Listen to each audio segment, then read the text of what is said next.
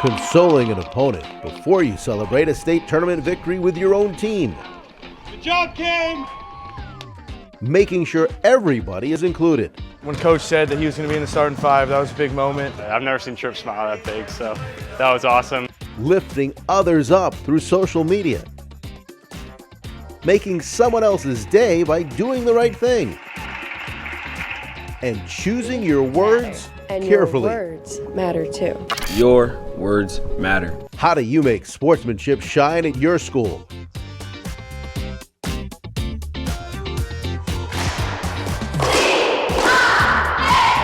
Get ready to learn about student sportsmanship success stories from across the state. Ethics, integrity, and respect. And to share your questions with 3 guests that have played and coached at some of the highest levels in sports.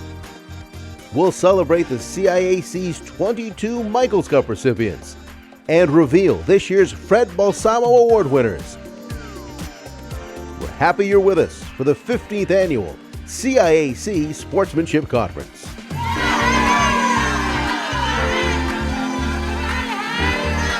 The Connecticut Interscholastic Athletic Conference thanks these sponsors and partners for their continuing support of Connecticut high school athletics. Good morning. I'm Glenn Lungarini, the Executive Director of CIAC, and it's a pleasure to welcome you to this year's 2021-22 Sportsmanship Conference. As we get back to in-person activities and full stands, it's important that we address sportsmanship, both in competition, whether we're on the fields, the ice, the courts, the pool, or we're in the stands. Recently, you heard from some of your peers who delivered a message to you that you matter, your words matter, and sportsmanship matters. The way we treat each other can lift each other up, or it can act in a manner that brings each other down. Today is about celebrating those ways in which we find methods to lift each other up through exceptional sportsmanship. We also are going to have a couple of awards today that exemplify what we do throughout our schools. The Michaels Cup Achievement Award was established in 1980 by Roy Michaels to recognize outstanding athletic programs. Since 2008, the CIAC has been entrusted to select exemplary athletic programs in their work with sportsmanship. It's with great pride that today we will recognize 22 Connecticut high schools for their outstanding achievement in sportsmanship and positive school climate. While we recognize 22 schools today, we want to challenge you to double that number for next year. We want sportsmanship to be something that is recognized and celebrated in Connecticut throughout our state. To help you do that, we're also going to recognize Fred Balsamo Sport Award winners today. The Fred Balsamo Award goes to those schools that are creating new and innovative ways to recognize sportsmanship and build a positive school culture. As we begin to celebrate our state championships and move into the spring season, some of the first championships that we had back after the pandemic began, we again encourage you to continue to engage each other in a positive manner. And remember, you matter, your words matter, and sportsmanship matters. At this time, we'd ask that you all please rise as we honor America with Ledyard High School student Matt Borganon singing our national anthem. Oh, say, can you see by the dawn's early light what so proudly we hailed at the twilight's last gleaming, whose broad stripes and bright stars through the perilous fight o'er the ramparts we watched were so gallantly streaming, and the rockets' red glare, the bombs bursting in air, gave proof through the night that our flag was still there. Oh, say, does that star-spangled banner yet wave o'er the land of the free and the home of the brave? Hi, everybody. everybody, and welcome to the Sportsmanship Conference. I'm John Holt, the Media Director here at CIAC. Glad to have over 60 schools with us this morning from across the state. 1,000 students for this event. Normally it's in person at the AquaTurf, but we're doing it virtual for the second straight year. But we still have a great program set up for you over the next 2 hours or so. We're going to hear a lot of student voices, their thoughts on sportsmanship around the state, some of the initiatives that they are putting forth at their schools, and what has been successful. And perhaps you can take away something from that. We also have a couple student co-hosts who you will meet in just a few minutes, and our panel of student voices from 5 different schools to discuss sportsmanship, some of the challenges, and particularly some of the challenges during a pandemic and what it's meant to be a good student and good sport during a pandemic. And of course, our 3 keynote speakers we are very excited about today. Jack Driscoll, a Daniel Hand High School grad, now playing in the NFL with the Philadelphia Eagles. He will join us in just a few minutes. Coach Jim Pender is the head baseball coach at UConn, nationally ranked UConn baseball team. And Morgan Tuck, the 4-time champ at UConn in women's basketball, played in the WNBA with the Connecticut Sun, won a championship in the WNBA, and is now working in the front office for the Connecticut Sun. And they will be able to take your questions in the chat throughout the next couple hours. So if you have a question to share or want to get it out there with the student panels or some of the guests, simply put it in the chat, and we'll do our best to relay that to our guests and get you an answer and some insight. Also, we want to share your photos later in the conference. So if you're watching together as a group today at school, on Twitter, it's at CIAC Sports with hashtag sportsmanship22. So we want to share those, get those out now so we can have them come the end of the conference after 10 a.m. And we thank Event Resources for their help today in producing this event. You heard Dr. Glenn Lungarini, our executive director at CAS-CIAC, mentioned that words matter. We had a public service campaign that got some nice play at Mohegan Sun on the big screen in Quinnipiac during our recent basketball and hockey championships. We want you to think about that. Know that you matter, your words matter when it comes to behavior with others in the crowd, at school. We want to give you a look at that 30-second Words Matter PSA.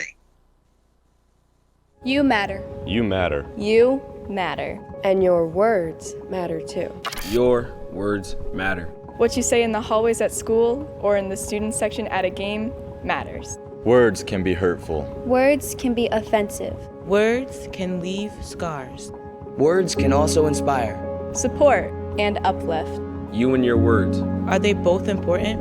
As a matter of fact, yes.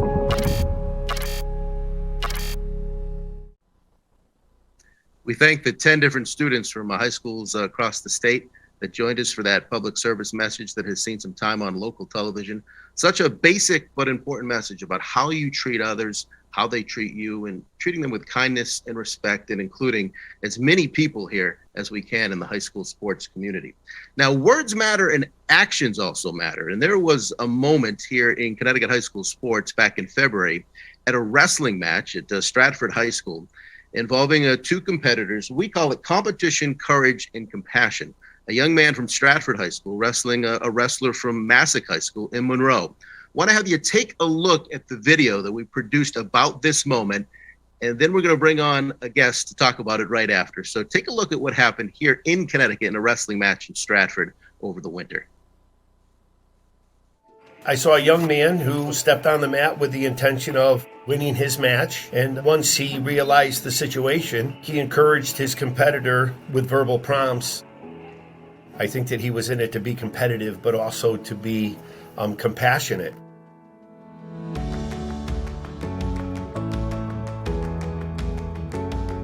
The young man from Massac would become stressed easily, so as his Massac teammates were encouraging him, he kept repeating, I can't, I can't, I can't. And the young man from Stratford High School just would speak to him calmly and say, you know, keep trying, keep going, give it your best effort. And those types of positive comments were made throughout. It was especially, he just kept encouraging the young man. You could see just the nonverbal behavior that the young man was like, oh, okay, I'll just keep going. And as a result of that, he would score a reversal or score a handful of points.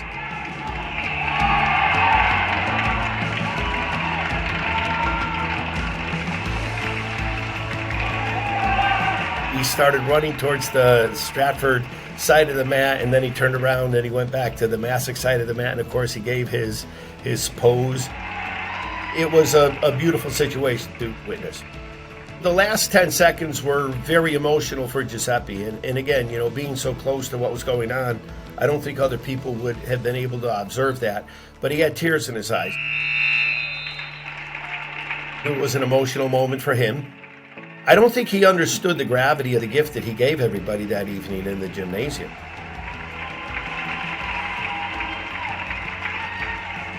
When you make sacrifices like Giuseppe did, I think it just rises to a level that many athletes that participate in team sports don't get to experience.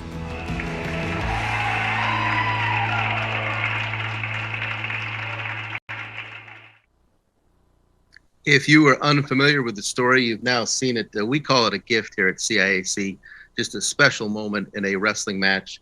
Stratford and Masick. I said February, it was actually back in January. And Giuseppe Amat Paredes is nice enough to join us, a little under the weather at home today, but playing hurt here. But we just wanted to thank him. Giuseppe, welcome in. And again, thank you for that moment. It's nice to talk with you this morning. Thank you for including me. Again, glad you could still join us. I know you're not at your best here strength-wise, but it's important to hear your voice. What was your approach heading into that match with James? Did you know it could lead to a moment like this, and what were you aware of, and how did it go from there? Really, I just knew that my coach wanted me to do this, so I think I had heard stories about this before, maybe, where like the opponent would let himself get pinned for their opponent, but I didn't want to just hand James the win like that. I wanted to at least make him push himself for it. And that's the competition part of it. Why was that important to you, not to just sort of allow him to pin you or get the win, which would have been special too? We've seen that happen in some matches since then with James, but in your case, you gave it this extra thought about, and he was saying at times, I can't, and you were encouraging him. Why make him earn it in this case? I felt as if it would be like somewhat disrespectful to just hand it to him.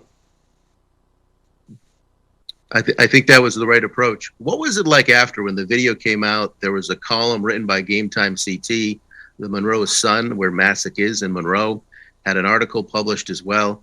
What did you make of the attention it got? Did you just think you were doing the right thing? Did you realize there'd be this sort of attention after the official that night, Ted Oskowski, who was an assistant principal at Wilcox Tech, wrote a letter to your principal at Stratford High School, and then it came to our attention. Did you realize it would gain this sort of momentum? No, I honestly had no idea. I thought it would just stay within the school because I didn't think of it as that much. I just did what my coach told me to. Is it typical of your DNA or your personality to be this type of person? What have you've been taught over the years? And you say you took the instruction from your coach, but in terms of sportsmanship and what's in your heart, what type of person are you? I think I know the answer to this one. I feel as if just calling myself like very kind would be like somewhat correct, but I think in calling myself that, my coaches would agree because that's exactly how they described me within the articles that were published following the match. And when you watch the video, and I assume you have, what do you like most about it? I love the flex that James gave. I think he did it twice after he had that moment. Is there something you appreciate about it now as you watch it back? Probably raising his arm. Mm-hmm. It was like something very spontaneous, but I don't know why I did it, but I think it was like a nice thing to top it off with. Absolutely. Well, that article that appeared in the Monroe Sun, Lisa Dukowski, who is James's mother, mentioned that she had watched the video at that point 17 times, and that made us feel good that this moment resonated with James and his mom and his family as well. And Giuseppe, we wanted to surprise you this morning and bring in James's mom, Lisa, to personally thank you for this moment. Lisa, welcome. Thank you. Thank you for asking me, and thank you for having me.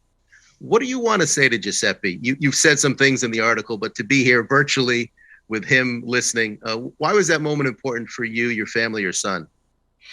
Well, I think, there are going to be moments in James's life where he's included, and there are going to be moments when he's not included.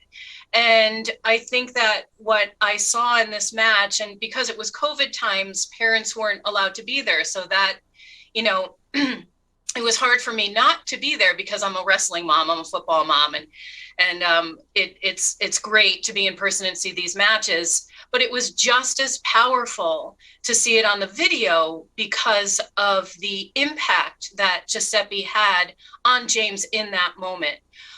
What I saw was a young man with grace.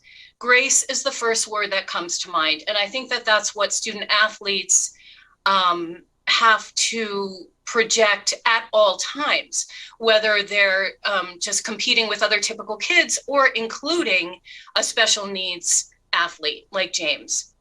And I saw compassion, I saw maturity, inclusion, but I also saw a challenge. And I appreciated very much that Giuseppe challenged James appropriately and verbally prompted him. Not everyone knows how to do that, especially somebody that doesn't know James. The Massac High School football team and the Massac High School wrestling team, they know James. They've known James forever. They know how to verbally prompt him. But for a stranger to do it, it was impressive. It was, like I said, compassionate, graceful, mature. And Giuseppe is the kind of person that, as a special needs mom, you want in your child's life. You want this kind of person, you want this kind of peer to, demonstrate this kind of maturity with your child. So for Giuseppe, I will forever be grateful for this amazing moment in James's life. Giuseppe, your reaction, is it nice to hear that? Yeah. I had no idea it would affect people outside. Yeah, even on a sick day, we had to get you on to share that moment. That's right. Lisa, I'd bring you some chicken soup if I could. Lisa and Giuseppe, before we wrap up, another word you emphasized in the Monroe Sun article, Lisa, was encouragement. Just for someone to give your son encouragement. And that's part of what you touched on in your first response. But tell us a little more about James. He's on the Massac football team, wrestling. What type of young man is he? James is a pretty high functioning, smart. He feels all the feels. He's very aware. He's very cool. He's the big man on campus, the mayor of Massac. He's extremely popular. He's an athlete. And when he was born, we had, it was hard for us. We didn't know what to do with him. And someone said, do what you would with it. What did you do with your other kids? If the other kids play soccer, let James play soccer. And so from the beginning, we included him in sports. And it started with soccer, and it blew up from there. And now he's a multi-sport athlete year-round. He plays basketball, baseball, wrestling. He swims. He plays football. He's nonstop, and he's an amazing person. He's an amazing person. Yeah, busy child, busy mom. I can tell. That's right. That's right. He's the rock star. He gets all the credit. I do all the driving. Well, say hello to the mayor for us. Lisa, thanks for joining us. I will. Giuseppe, thank you for this special moment. You have 2 years left at Stratford. Continued success with wrestling and all your other aspirations. And again, a thank you from sports fans across the state, Giuseppe. Of course. Thank you. Thank you, Giuseppe. Have a great day to both of you. We Thanks, look forward John. to hearing more from you in the chat. You can put your comments. We'll share those as we go, along with tagging us at CIAC Sports on Twitter, and we'll share some of those photos. But certainly you can see the tag right behind me and the hashtag. Please get involved and engage as we get ready to hear from one of our first keynote guests, Jack Driscoll, who currently is in the NFL with the Philadelphia Eagles. But before then, we want to plant some seeds about things you can look at from other schools and consider doing at your school. Now, CAS-CIAC schools have these CAS-CIAC councils that sort of encourage sportsmanship at their schools. This is all initiated by the students. We're going to share some videos throughout the conference. The first two coming up right now. I want to give you a sense of what these schools are doing to maintain sportsmanship at Innovation in New Britain and Old Lyme as well, what they are doing to encourage sportsmanship, and perhaps you can borrow some of these ideas for your own CAS-CIAC Council. Hi everyone, we are honored to be joining the 2022 CIAC Sportsmanship Conference. We are the CAS-CIAC committee here at Innovation, and I am Alice. I am Elise. I'm Nayara. I'm Amir. I'm Julian. I'm Natalia. And over the next few minutes, we are going to be talking about our current and up-and-coming sportsmanship initiatives and our community service projects.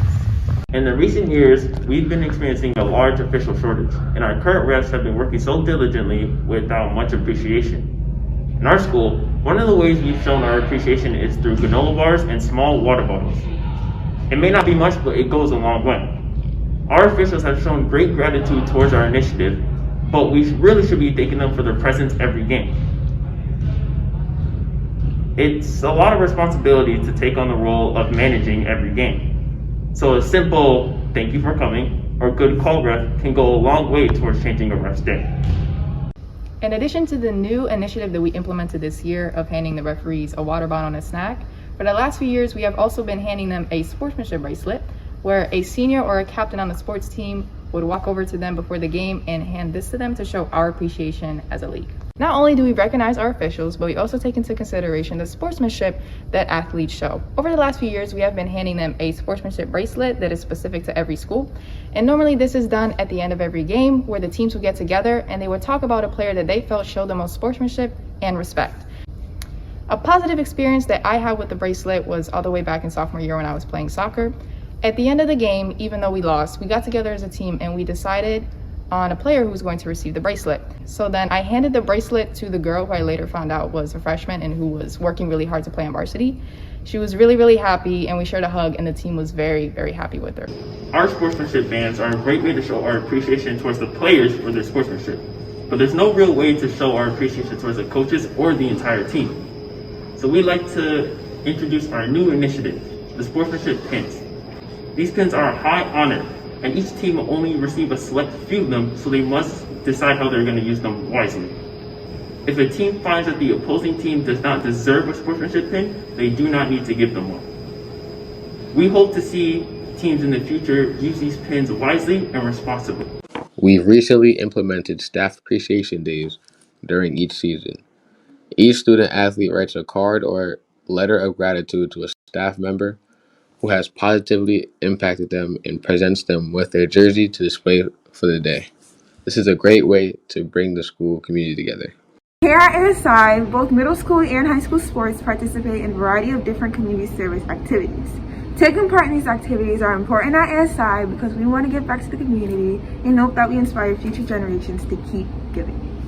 Examples include park cleanups, tutor versus staff games, and homemade cards for healthcare workers. This coming spring, we plan to host a panel discussion for the upcoming high schoolers that wish to participate in sports.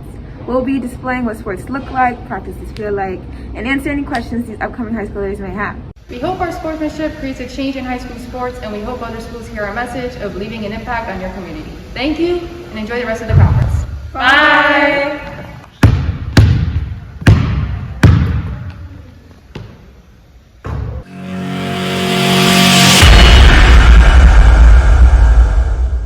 We are Old Lyme High School. We are a CAS-CIAC school. Ethics, integrity, and respect are important values of our daily lives. In athletics, these values are translated into a display of good sportsmanship. We are committed to good sportsmanship. We understand that our actions are not only a representation of ourselves, our coaches, and our school, but also our families and the community we live in. As student athletes, it is our goal to model good behavior, teamwork, and character, both in competition, in our classroom, and in our everyday lives.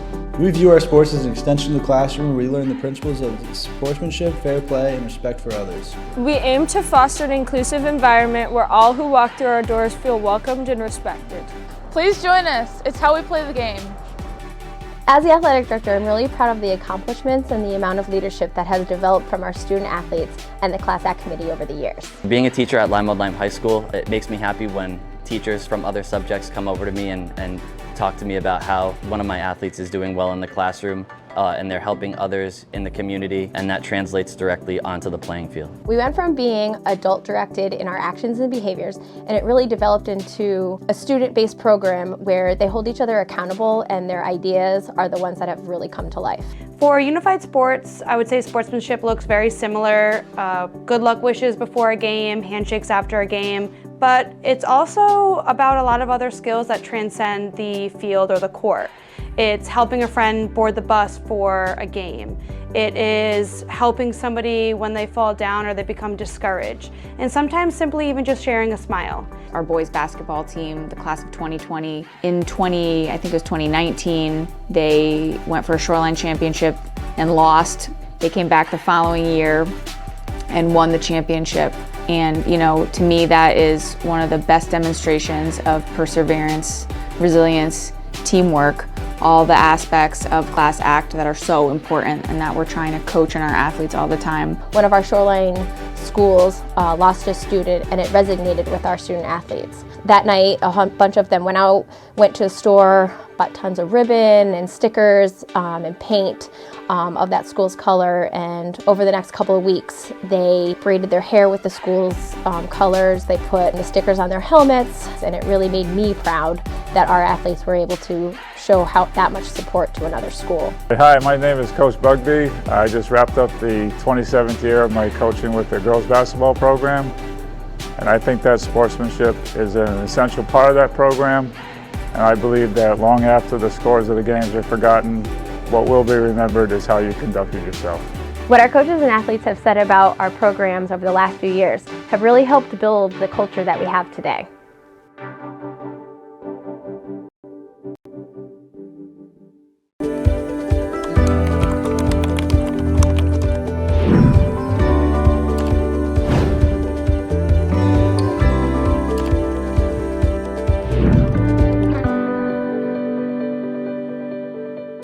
Good morning. My name is Greg Simon, and I'm the Associate Executive Director here at CIAC, and it is wonderful to be here this morning celebrating sportsmanship with students from around the state of Connecticut. The CIAC CAS-CIAC Sportsmanship Program is celebrating its 5-year anniversary, where schools from all over the state have taken the initiative to bring sportsmanship to their high schools through a CAS-CIAC council, which empowers students to make decisions on how sportsmanship will take place at their high school. Remember, you do not have to be a perfect school to be a part of CAS-CIAC. It is certainly much more about the journey than it is the destination. Schools just simply strive to improve on sportsmanship each and every day. Remember, if you'd like to be part of the CAS-CIAC program, it starts with a click.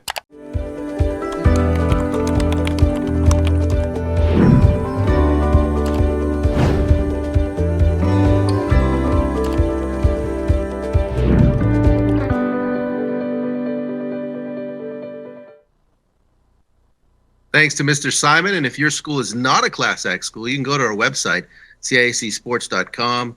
Under the Schools tab, click on CAS-CIAC, and you can register, have your athletic director register at the Eligibility Center. We want to have every school in Connecticut be a CAS-CIAC school.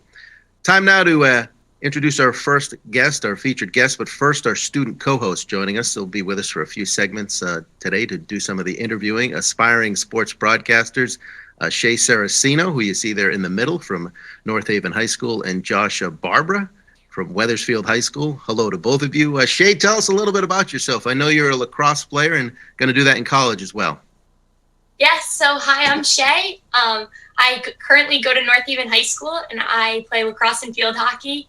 I will be continuing my lacrosse career at Campbell University in North Carolina, where I'll be studying broadcasting and communication in sports. So I'm super excited. Thank you for having me here today. Absolutely. It's nice to have you, Shay. And Josh Barber from Wethersfield High School. Similar aspirations about communications and broadcasting. Also an athlete. Welcome, Josh. Thank you for having me. I'm very excited to be here. And where are you headed, Josh, and what sport are you involved in, hoping to play in college? So I'm heading to Dean College. That's in Franklin, Massachusetts. And I will be continuing my sports broadcasting and football career at Dean College as well.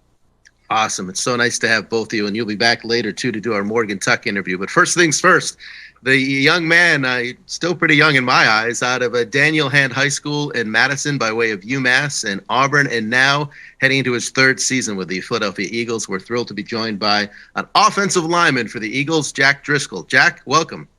I appreciate you guys having me. Thank you very much.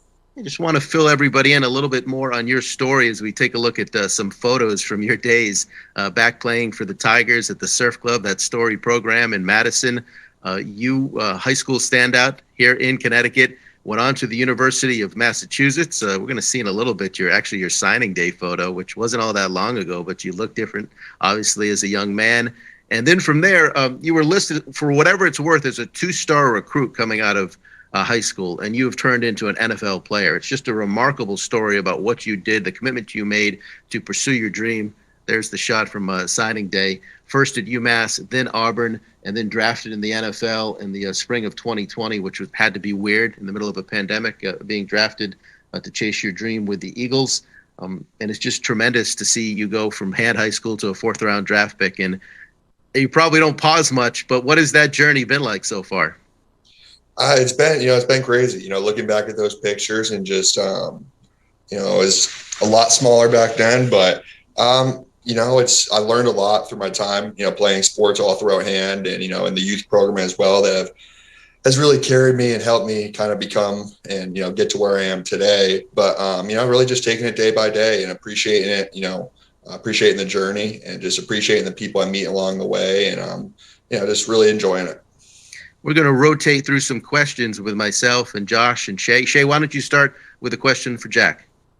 Okay, so my thing is people here right now are in high school and going into college. And what was like your biggest difference from going from high school to college? Like, what did your drive change? Did it stay the same? Did your team help you? Like, what was your biggest drive? It's when in high school, you see a few good players, there's good players throughout the state, but, a lot of times, especially if you're playing in college, you're the best player on your team in high school, chances are, or one of the best. When you get to college, everyone's good. Everyone was the guy or the girl in their program. So I think some of the best advice I got was when I first got to UMass, one of the upperclassmen came up to me and said, nobody cares where you're from. Everyone's starting fresh, so you got to prove yourself every day because, at the end of the day, especially, when I got to Auburn in the NFL, it's like, everyone's trying to take your job and you got to go try to take someone else's job is the way I think about it. And it's like, it's competitive, and you got to love it and you got to, be willing to put in the work because if you're not going to put in the work, I always think someone else out there is, and I don't ever want to look back and, be out of the NFL or, have it not work out in college because, it was something I was doing. Eventually when it's that time is, they'll say you're not good enough anymore, but I don't want it to be something that, I wasn't working hard enough, wasn't dedicated enough. And, it's one thing I love is the competition aspect of it. Awesome. Thank you. Of course. Go ahead, Josh. You're up next. All right. So my question is, how did some of the lessons and experiences that you had at Daniel Hand prepare you for major college football in the SEC? I would definitely say that being able to handle adversity has helped me, along the way. And I look back and I was talking to John the other day is, my senior season, we were supposed to be one of the top teams in the state in football. And we ended up 4-6, which, it's not ideally how we, pictured our senior season ending. But, it really taught me, you got to be able to be a leader through adversity too. It's easy to be, a captain and a leader when things are going well, when you guys are, winning games and winning state titles. But, when you're losing and things are going wrong, that's almost more important to, you got to check yourself and, am I being the same person I was when we were, when we were losing, when we were winning, and for me, it's like, I'm religious. So, it's like, I don't question God, for example, this season, I was playing well and I was starting and I got hurt.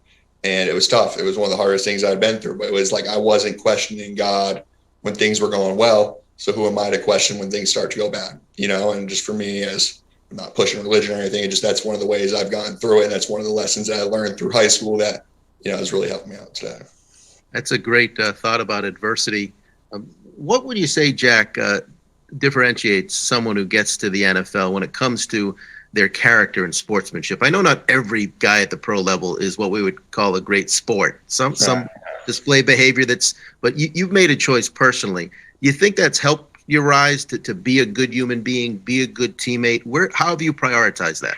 100%. And like you said, there are some guys in the NFL who maybe aren't, grade A citizens, but at the end of the day, there's a lot of talent in our league, and there's some players that can get away with it. But for me, I always think, I'm not good enough to be one of those guys who can mistreat people and, act entitled. I have to go and be the best person I can be each day. And that's something that's important. It always has been. And it's something I'm not going to change. I'm going to go in there and, be genuine, be respectful of everyone, and, really just try to be the best person I can be. And hopefully that rubs off on people. And, I just, that's a way to stick around for a while, because if you're, everyone wants you when you're talented, but, if you're going to, treat people like a jerk and, kind of, be an airhead, eventually, when your talent runs out, people aren't going to want you around anymore. So I kind of figured just, stay down, stay in my lane and work hard, be a good person, try, be humble, and just, do my thing.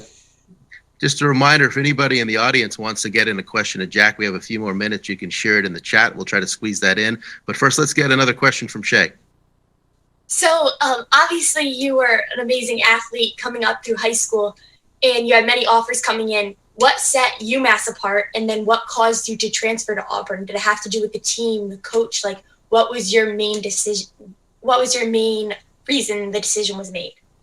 Yeah, well, contrary to popular belief, out of high school, I wasn't, a 5-star recruit with, Alabama and all those schools offered me. I really only had a few Division I offers. I was a 2-star recruit. I didn't have one accolade for football. I was only all conference in basketball, and that was it. So I was kind of, didn't have much to choose from. But, UMass was a program. I really liked the head coach, Coach Whipple. It was a great school, close to home. So, I got to UMass and I redshirted, and then, started for 2 years. And then I was able to graduate in 3 years. So I had 2 years of eligibility left, and I already had a degree. So I was like, you know what, I want to go, test myself against the best. I felt like I earned that right. And it was something that, I knew I could play down there and play in the SEC. And it was something that I wanted to just go on a day in, day out basis, be able to improve myself. And, I ended up earning the MBA too down there. So that was part of it too, is being able to get into grad school. And, just because, as you guys know, sports can be taken away from you at any minute. You never know. It sounds cliche, but especially in the NFL, you see it every day, is you don't know when it's your last play or your last day, tying up your laces. So I would definitely say that too, is just, never take a day for granted. I know it's a grind, and some days it's, it sucks going, and you're, you're going to be running or getting killed by your coach, but, enjoy it. It only lasts for so long. Just a minute or two more with Jack. Josh, get in another question if you can. All right, so this has to do with more of the statistical side of things. So in 2021, the Eagles led the NFL in rushing offense, rushing touchdowns, and rushing explosive plays. Are you guys, as an offensive unit, looking to build on that, and how so? Yeah, that's something that we hang our hat on, and that's something that, the Philadelphia Eagles, if any of you guys have been Eagles fans for as long as you can remember, is that, they build the teams from the inside out, O-line, D-line. That's really, you guys who play football know that's really where the game's won, is the front seven. And, us having Jalen Hurts as a quarterback and him being able to, run the RPO and make plays with his feet has just opened up so much for us as an offense. And, we have great running backs like Miles Sanders, Jordan Howard, and some great players. And just, that's our identity. When we come into meetings and we come in and start breaking down a game plan or whatnot, it's like, hey, we're going to run the ball on these guys. We're going to impose our will. And you guys know too, it's more of an attitude thing. Hey, we're going to run the ball on you. You guys know what's coming, but you can't stop it. And we're just going to, all day, we're going to be relentless on you guys. So, it's definitely something when you lead, rushing the football, it's almost more of a mindset and a mentality that you have to bring each day. And it's something that we embrace. And we have Coach Stoutland, who played at Southern Connecticut, great coach. And he really embodies that and, makes it, brings the best out of us each day. Jack, we wrap up a few things. First of all, you just had an uncommon kindness when we were in touch the last week and a half. Thank you for being so down to earth for a professional athlete, giving of your time to our student athletes across the state today. We appreciate that. Quickly, I want to know about your background, what's behind you, and also did have one question from the audience from David Dennehy, who's an athletic director here in Connecticut. Who's the best player you had to block in college? Do you recall? College, I would say Harold Landry from Boston College when I was at UMass, and he's on he just signed a big deal with the Titans for a second contract. And I played him when I was a freshman. He was a great player, great bend, great pass rush moves. And the NFL, I would say probably Ryan Kerrigan when I was a rookie had to play the Redskins. 10-year guy, all-time sack leader there, just great player. Well, what's the story behind the jerseys you got there in the room you're in today? Yeah, just some buddies I've jersey swapped with so far over the past couple of years. You got Tim Boyle from UConn, and my buddy Joe Gaziano. The one that probably means most to me is Andy Isabella. If you guys don't know who he is, he's on the Cardinals, and he was my first roommate in college, and someone who has really made a big impact on my life. And then kid Adam Trotman, I trained with for the pre-combine, and then KJ Britt, I played with at Auburn. Just some friends of mine, and after each game, a jersey swap, so it's fun. Well, thank you for giving us that inside access. Josh and Shay, we'll see you a little bit later for the Morgan Tuck interview. And Jack, I think you gained a lot of fans today. This is Giant, Patriots, sometimes Jets country, but I think you gained some fans, so thank you. Tough territory for Eagles fans, but yeah, appreciate you guys. Thank you for having me on. Awesome. We appreciate Jack Driscoll out of Daniel Hand High School in Madison. Hey, maybe you have another talent outside of just being an athlete, a student athlete, a good sport. Are you with the drama club at school? Are you a musician? Do you want to be part of our second annual CAS-CIAC talent show? The deadline to submit an online video is coming up on April 10th, and we want to give you a sense of how you can do that and a look back at last year's talent show.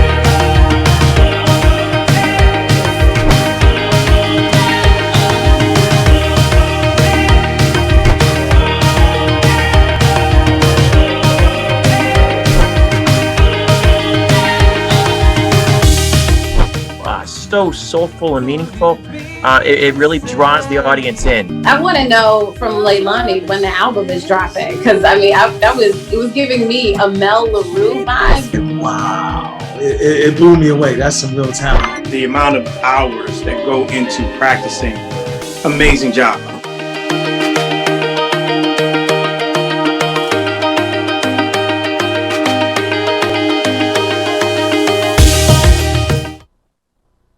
Again, April 10th deadline to submit your video online for our second annual virtual talent show. And did I mention the $500 top prize? So we look forward to engaging all types of students and performers, accomplished high school kids from across the state for that. So please spread the word. If you're not the right one, but you know a friend who might be interested, let them know about our talent show done in partnership with Welcome to Reality.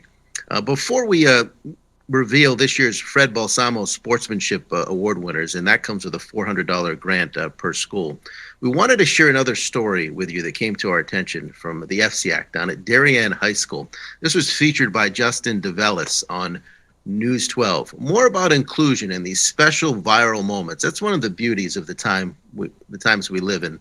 A lot of negatives to social media, but when things like this happen, we all get a chance to see it. This happened on senior night for the boys basketball team at Darien High School.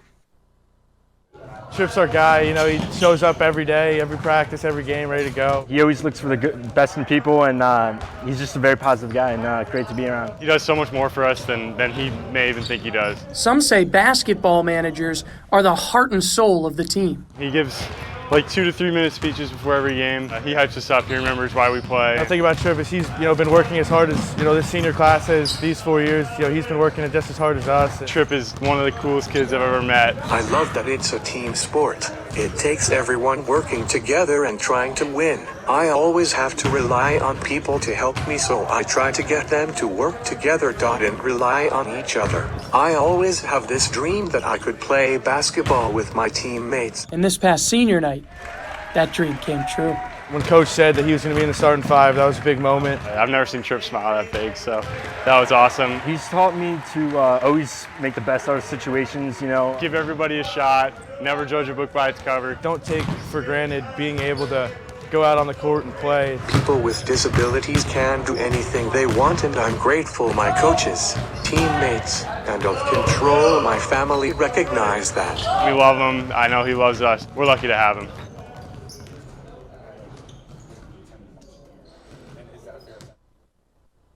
And again, we thank Justin DeVellis in News 12 Connecticut for that just awesome story. What a moment to include as many people as we can under the tent of high school sports. And often it is an athlete with an intellectual disability or some other disability. But in other cases, it's that classmate of yours that may not feel included. Perhaps they're on the JV team and they look up to you, and just the moment and the time you give them is really meaningful. Or that classmate we often hear at lunch that needs someone to sit with. So your charge as student leaders at your school is to involve as many people as you can, and it's very powerful, this notion of inclusion, and we certainly celebrate that moment at Darien High School on boys basketball senior night. We want to encourage you to get involved more. Put up your tweets with the photos. We're getting some of those coming through on Twitter at CIAC Sports and hashtag Sportsmanship 22. We'll share those at the end of the conference and beyond as we celebrate sportsmanship and learn some lessons today as well. There are 7 schools that are being honored this year with a Fred Balsamo Sportsmanship Award, and for the details on that, David Dennehy. Hello, my name is David Dennehy. I'm the athletic director at St. Paul Catholic High School in Bristol, and I'm the president of the Connecticut Association of Athletic Directors. In an effort to promote the social and emotional growth of our student athletes, the CIAC, in conjunction with the Connecticut Association of Athletic Directors Foundation and the Michaels Jewelers Family Foundation, sponsors the Fred Balsamo Sportsmanship Award. Fred was instrumental in initiating the CAS-CIAC program, the Michaels Cup Award, and has spent a lifetime of service to student athletes in Connecticut. The intention of this monetary award is to support school initiatives in educating students to the ideals supported by the CIAC toward education-based athletics. The awards were determined by the CIAC Sportsmanship Committee and are based on the following criteria. 1, how well the program supports tolerance, acceptance, and respect. 2, how well the program directly affects the growth of students. 3, how well the program supports the ideals of sportsmanship detailed in the CIAC CAS-CIAC program. And 4, how broadly the program touches the students and athletes at your school. The 7 recipients of this year's Fred Balsamo Sportsmanship Awards are Newtown High School and Athletic Director Matt Mamoli, Stanford High School and Athletic Director Chris Passamano, Old Lyme High School and Athletic Director Hildy Heck, Academy of Aerospace and Engineering and Athletic Director Chris Campbell, Academy of Sciences and Innovation and Athletic Director Kate Scalia, Metropolitan Learning Center and Athletic Director John Weiner, and Civic Leadership High School and Athletic Director Val Lishnick. The Connecticut Association of Athletic Directors wishes to thank all the schools who participated in this program. We urge all schools to continue to promote good sportsmanship, and thank you. Hi, I'm Olivia Belfanti. I'm Devin Muir. And I'm Bria Aldi, and we're the cheer captains at St. Paul Catholic High School. We are so honored to be a part of the CIAC Sportsmanship video. Thank you.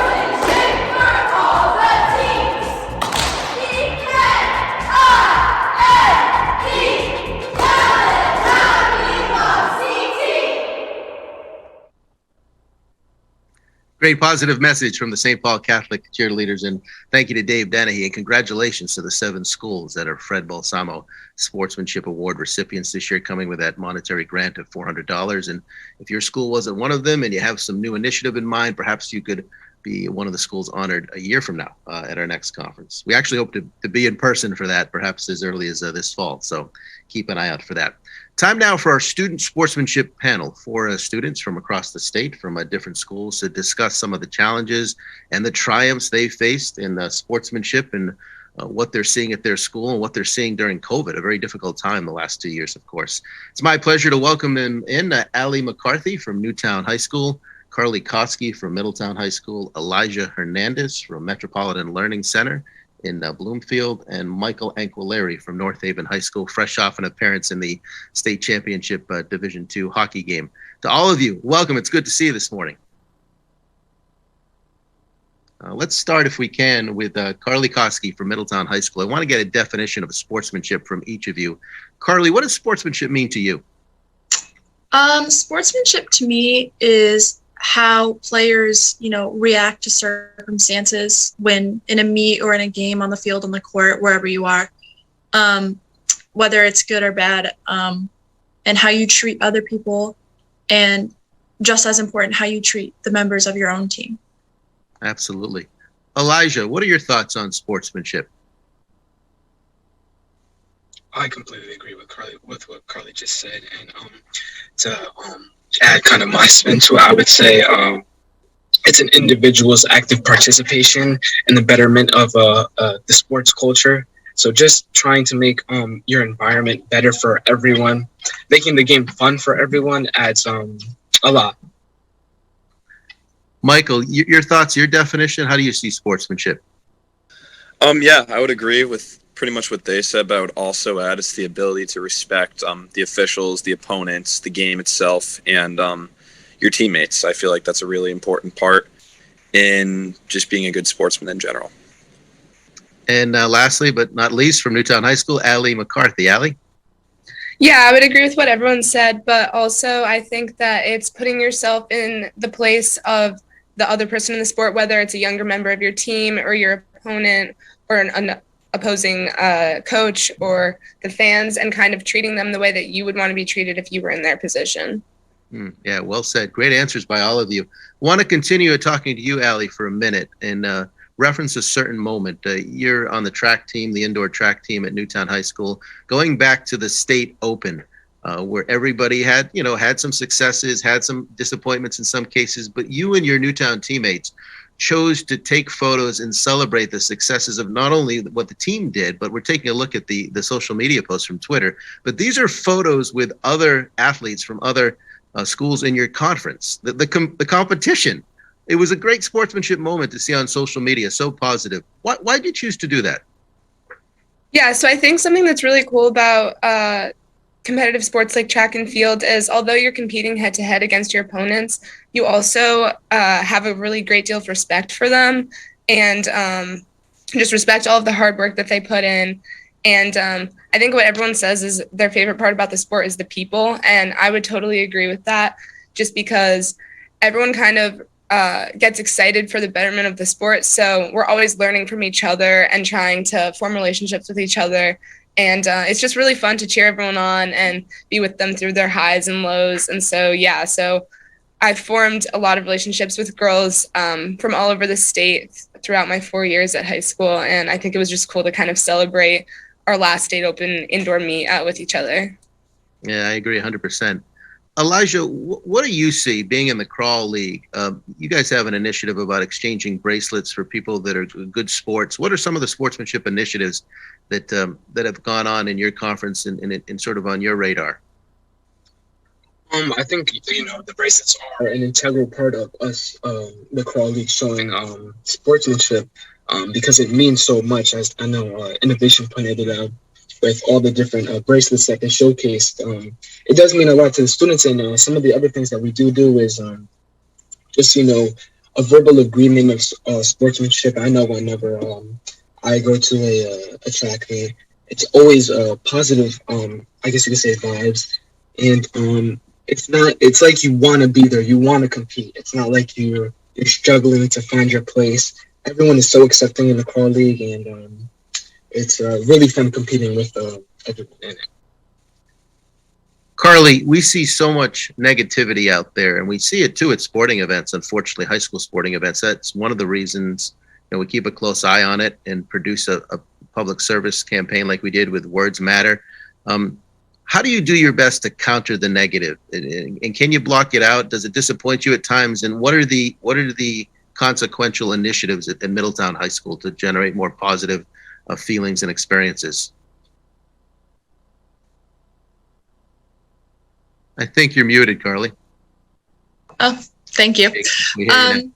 I think that sometimes as teenagers and at these sporting events, you can get really fired up, which is a good thing.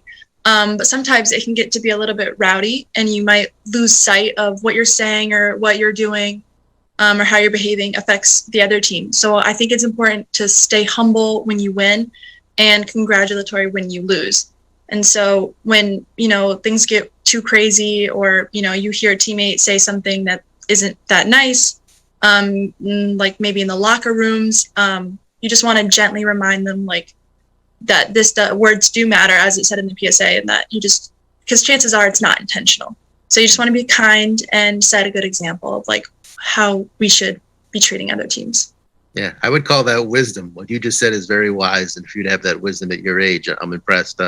Michael, I mentioned it. I know it didn't go the way you wanted. North Haven was in the state championship at Quinnipiac against Wethersfield. You're on the hockey team. You guys finished up as the runner-ups after a great season in the States. How do you deal when there is some disappointment, but still so much to be joyful about?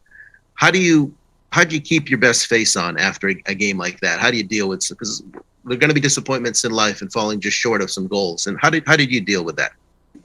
Yeah, well, it was definitely tough coming off the kind of season we had, 21 wins in a row, and making it that far. Just, I wouldn't say just to lose, because Wethersfield played an outstanding game and they took advantage of us when we weren't playing very well. But the most important thing that I kept telling the guys after the game was not to let one game take away from the kind of season we had and from the bonds we made as friends and as brothers for life. So definitely something I did during the competition was just keep pressing. We're good. We can do this. We can come back. And unfortunately, things didn't unfold the way we wanted them to. But just knowing that I was able to lift some of those kids up when they were down during that game is enough for me to really take home. So. Sure. Yeah, you should feel great about that. As we wind down with each of you, I want to ask you just your thoughts on what you've done during a real difficult time to be in high school, the last 2 years as a student athlete during a pandemic. We'll start with you, Michael. I'm sure there were some disappointments, missing out on opportunities. You feel cheated, or have you come to peace with it, or is that not a correct way to describe it? How did you be the best person you could be during a pandemic? And nobody had experience doing this before the last 2 years. Missing my sophomore playoff season for hockey, because we were just on the brink of the quarterfinals that year, and my sophomore baseball season. At first, as anyone would expect, it was awful. It was a terrible feeling. But as I kind of came to terms with it, and I took advantage of the time I had to put work into myself and into my craft, I would say that COVID has actually benefited me and many other student athletes around by giving us just time to process these things and to get better as athletes and as people. So I definitely feel that while COVID did take a lot away from us, it did give us a lot. And those who took advantage of it will reap the benefits in the future. That's an interesting perspective. Allie, do you echo that? How do you feel about it? Yeah, I totally agree with what Michael said about being able to better ourselves and having the time. It definitely was difficult at first, but I just tried really hard to stay disciplined every day. And I think that also we worked really hard as an athletic department and as a team to make sure that everyone was staying involved and staying positive through Zoom meetings and like uploading fun challenges that everyone could do virtually on our team's Google Classroom. And just kind of making sure that everyone was able to still be upbeat through such a difficult time. I think that was really important. Carly, what was the approach at Middletown High School with you and your teammates during the last 2 years? We did a lot of team bonding events through Zoom or outside socially distanced things. And so it was nice to be with my team, because while we had to be so separated, it definitely can get lonely when you're so used to being with a team. And I think the important thing to just keep in mind was that we're not alone, even though it felt like it, because we all had to be so isolated. But everybody was going through it, and it got frustrating at times, but we all just did our best, and the athletic departments did their best to make it as close to a normal season as possible. Well, thanks to all of you for bringing your perspectives this morning. Elijah, you get the last word, the parting words for us. How was it during a pandemic for you as a student athlete and as a teenager during this real difficult time? Understanding that and realizing that you have gone through a major setback and that you have to overcome that. I think that's an essential part of coping, because it was a very, I would say, dark time. As you said, not knowing, not understanding kind of what was going on, and kind of looking for the light in the dark. I feel like understanding that you have something to overcome and overcoming that with your peers, using your peers as someone to bring you up and lift up your spirits and lifting up other spirits is essential. And just realizing that sports and interacting with our peers is something that is a gift, and it's not necessarily a necessity. Just interacting with some of my peers today. 2 years ago, I wasn't doing that. I was sitting in my room on a Zoom, and I just think that appreciating what we have today is a cool thing, I guess. Well said. A great point to end on. Elijah, Ali, Carly, and Michael, thank you for your perspective and your time. You guys should be proud of yourselves, and your school should be very proud to have you among the student body. We appreciate you joining us this morning. Thank you to our student panel. Nice to hear their perspective. You're actually going to see Carly a little bit again and shortly here as she helps to spread the word about our Battle of the Teams video contest, where a school gets to submit what they've been doing with their teams to promote good sportsmanship at their school. So details coming up on that. Also a little more about Newtown High School and what Newtown is doing as we go back to a couple more of our student-produced CAS-CIAC videos, learning about sportsmanship initiatives at Newtown and Oliver Wolcott Tech in Torrington.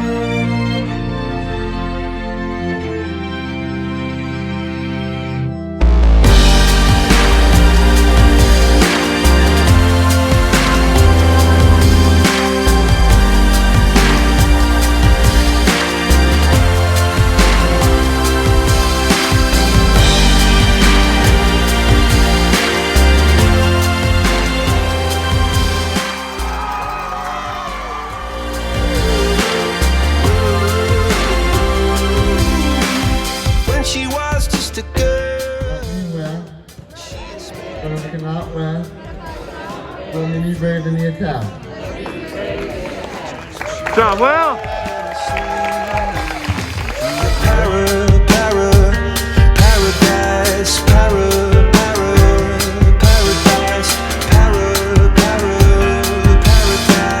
Every time she closed her eyes.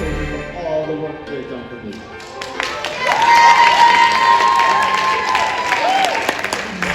All the parents have been so When she was just a girl, she inspired. Come on, turn it to the left. It gets so heavy, the wheel breaks the butterfly. Every tear a waterfall. In the night, the stormy night, she closed her eyes. In the night, the stormy night, away she flies. And dream of paradise, paradise,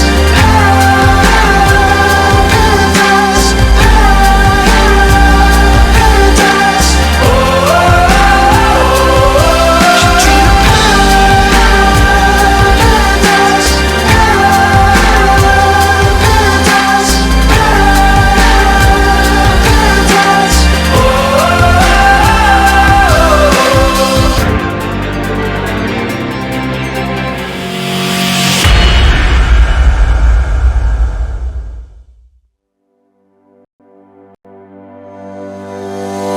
The CAS-CIAC Council is a group of students here at OWTS. We come from different sports teams, and we just all want to give back to our community here in Torrington. We do a lot of community outreach. We've recently done a parade. We do food drives, we help do benefits where we do letter writing. Soup kitchen volunteering, toy drives, canned food drives, and we have a lot of things planned for this year. Being part of the CAS-CIAC Council means that I get to help out my community and impact others positively. It means to be part of something that's bigger than yourself and create memories with friends and make new friends along the way. For me to be a part of the CAS-CIAC Council means that I can help out my community and just be a part of the community in ways I couldn't before. Being part of CAS-CIAC helps me bring back stuff to the community that they've given to me as I've grown up because I've lived here my entire life. To be a part of the CAS-CIAC Council means a lot because we do a lot of community outreach and we help those that are less fortunate and those that don't have the same opportunities that we do. We just like to be a helping hand to everyone in the community. It feels good knowing that you're doing something right and you're helping people around you. It means a lot to me to help others, help the community, and come together with my friends and other athletes and other students from the school. To me, it means I get to give back to the community that I grew up in that gave me so many opportunities growing up here. My favorite thing about it is that a bunch of my friends do it and we just like to have fun and help out the community. I like getting the opportunity to go and interact with people and help them in different ways and get to see their smiles. I really enjoy seeing the smiles on people's faces.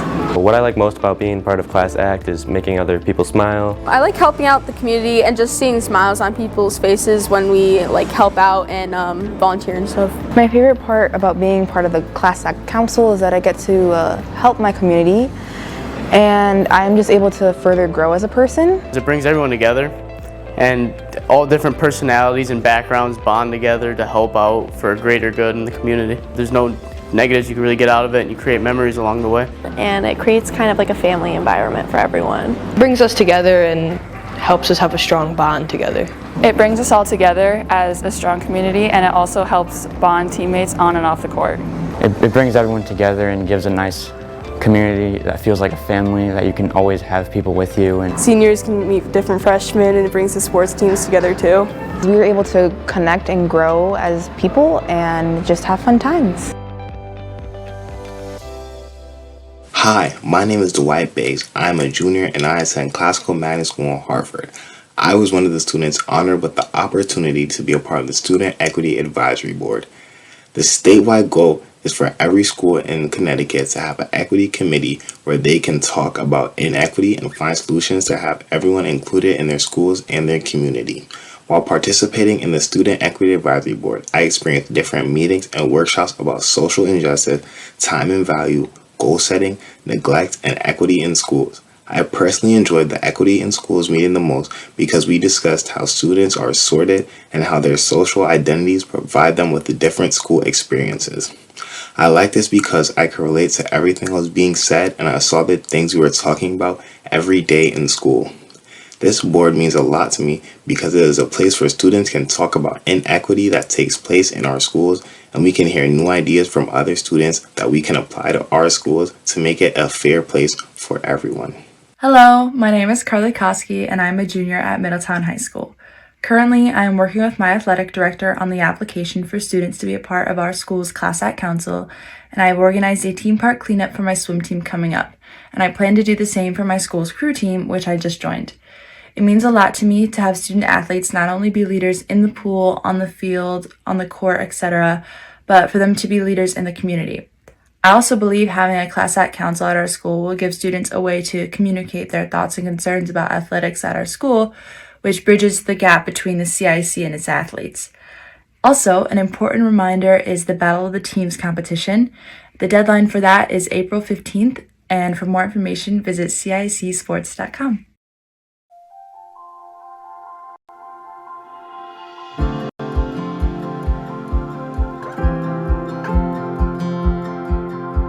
Our students supported each other by turning towards one another. So on our sports teams, teammates were the ones who lifted each other up.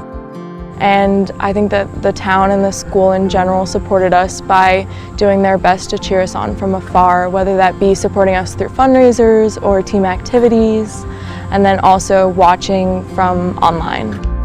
With what it took to go through the COVID seasons, I thought perseverance was a great theme just because it resonated so much with what I had experienced and my fellow volleyball teammates had experienced.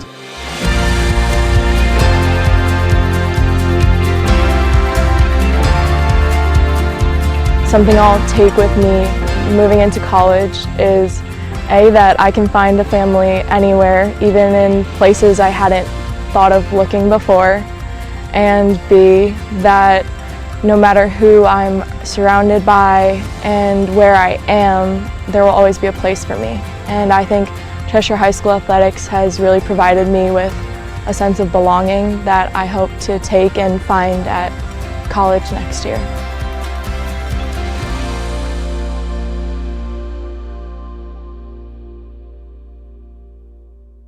Hi, we're the Danbury High School cheerleaders, and we're proud to promote good sportsmanship. Go, Big Blue! Hatters in the house, go, go, Big Blue! Hatters in the house, go, go, Big Blue! Hatters in the house, go, go, Big Blue!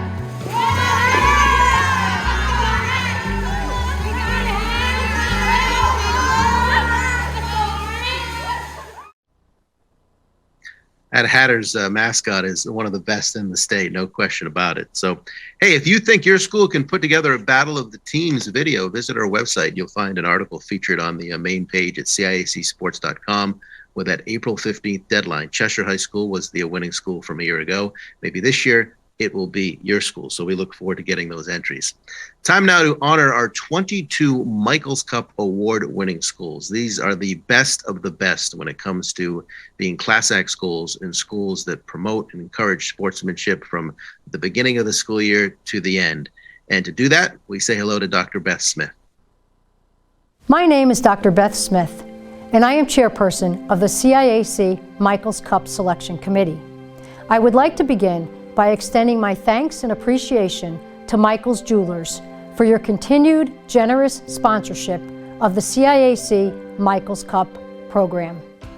I am pleased to announce that this year we will be recognizing 22 high schools that have Class Act programs for your outstanding sportsmanship initiatives.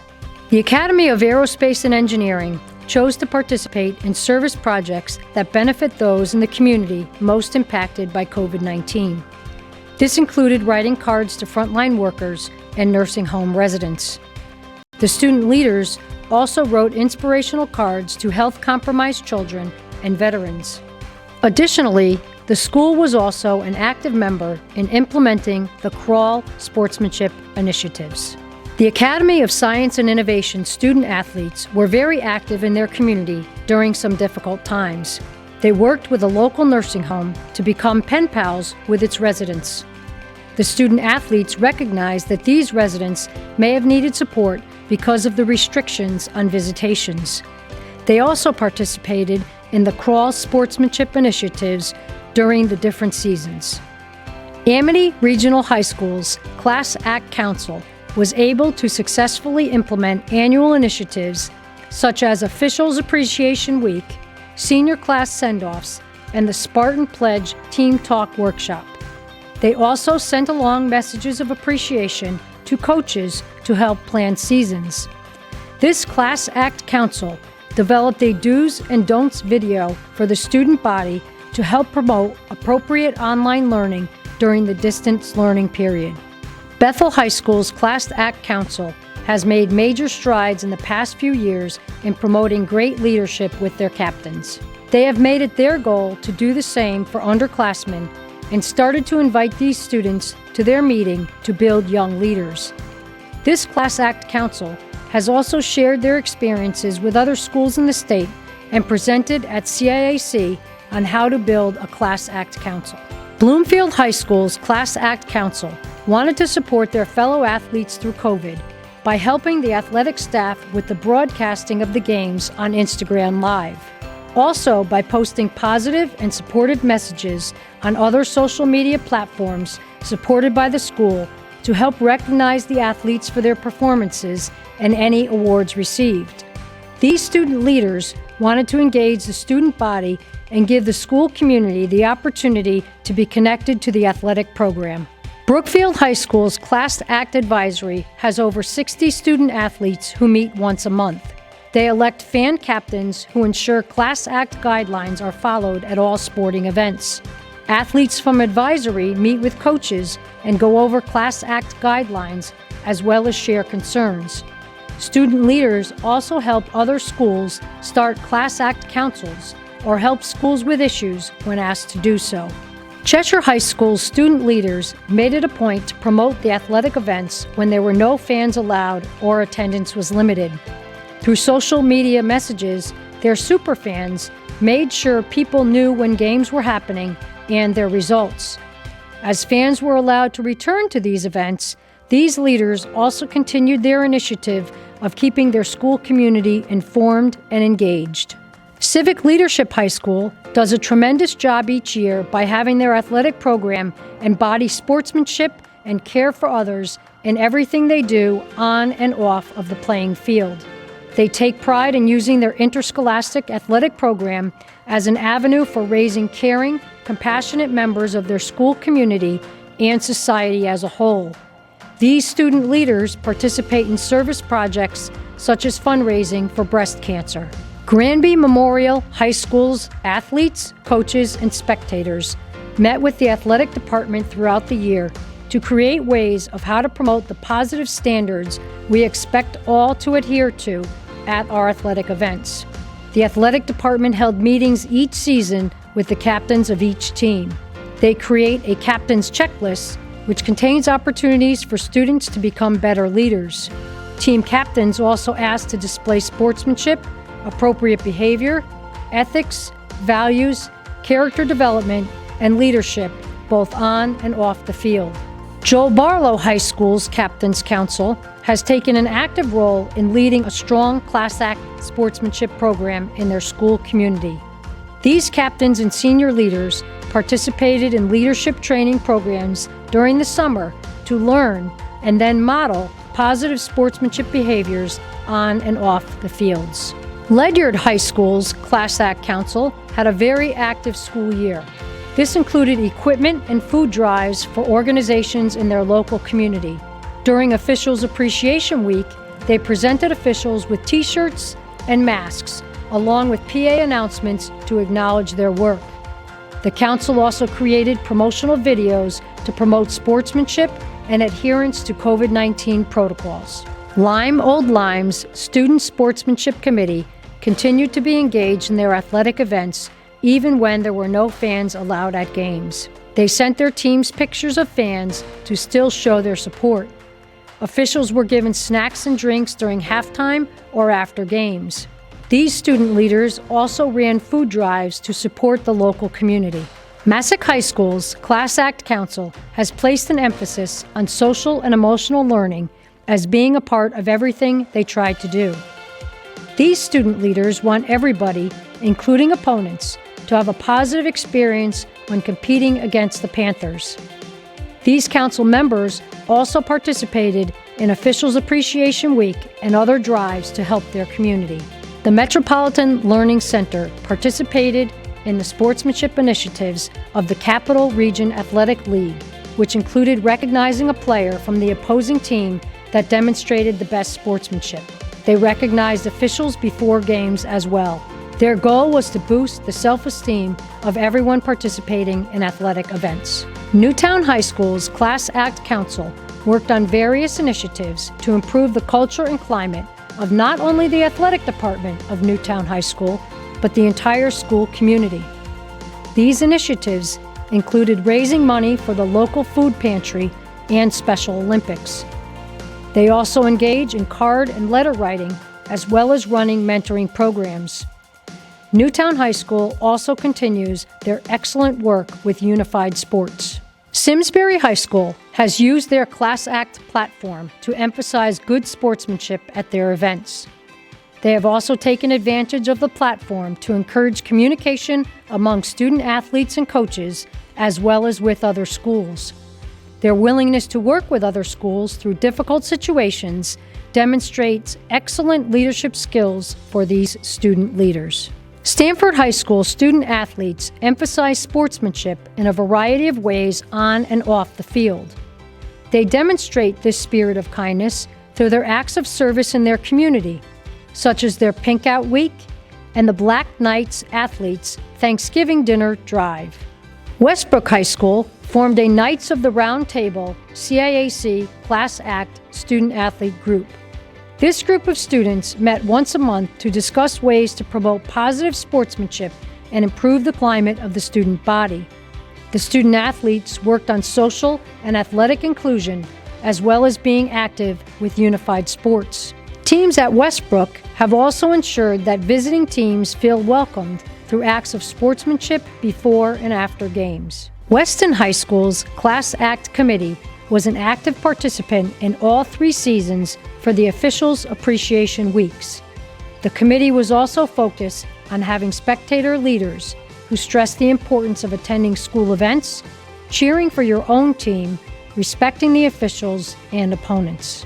Wilton High School student athletes wanted to make changes in their program after there were unfortunate losses of lives in their school community. Their CAS-CIAC council decided to recognize a member from each team that promoted positivity and exhibited that attribute throughout the season. The council also created a hype video and involved themselves in the community by stocking a food pantry. Oliver Wolcott Technical High School's CAS-CIAC council did not allow the restrictions of COVID-19 to impede their ability to help their community. These student athletes took part in several works of charity, which included volunteering in their community soup kitchens when possible, food drives, and other forms of fundraising. They also made the athletic experience the best they could for their athletes and fans. Woodstock Academy student athletes present each season at the Sports Information Night to parents and students on the expectations of athletes and spectators. The mission for this school community was to make every student athlete's day better when they left practice than it was before they arrived. Coaches were to focus on inclusivity and connection. Congratulations to all our recipients, and I encourage all high schools to have a CAS-CIAC program. Thank you, Dr. Smith. And again, congratulations to those 22 exceptional schools when it comes to sportsmanship success in the field and also with their sportsmanship campaigns and initiatives. And it's worth mentioning that a number of these schools are repeat honorees for the 5th straight year. This is really exceptional. Bloomfield, Wolcott Tech, Simsbury, and Westbrook have been honored 5 years in a row. Amity, Brookfield, and Cheshire have been Michael's Cup honorees for 4 times in the last 5 years. And Joe Barlow, Ledyard, Lyme Olyme, and Weston the 3rd straight year. So not only the sportsmanship, but the consistency, which is just so awesome. We're going to be sharing your feedback and your photos on social media in just a little bit. But first, it's our pleasure to welcome in the head baseball coach at the University of Connecticut, now in his 19th season and coaching a nationally ranked team right now, having a little challenge with his video this morning, but we have the audio from Coach Jim Penders, a Connecticut guy through and through. Coach Penders, thanks for spending some time with us this morning. It's great to be with you, John. Thank you for having me. It's always an honor to, as a former CIAC student athlete myself, to address the bunch this morning. And I apologize for the video. Don't know what's wrong. We've been trying. That's all right. We got some great photos, everybody, seeing of you, and your program is off to a terrific start, number 25 in the country. But you've been in this for the long term. You were a player yourself at the University of Connecticut after playing for your dad, a legendary coach at East Catholic. As you reflect back on the lessons you may have learned in high school about sportsmanship and being a good person, what did you take away from that experience with East Catholic? Well, I think the biggest thing, maybe even prior to East Catholic, I had an elementary school gym teacher, Tom Bowler, who was instrumental in helping me kind of understand what sportsmanship was. We often would do after school programs where we'd have different schools, different elementary schools from town in Rockville and in Vernon, Connecticut, come over and play kickball. And I remember a kid on the other team made an error, maybe when I was kicking the ball, and I didn't, I kind of exulted in that error.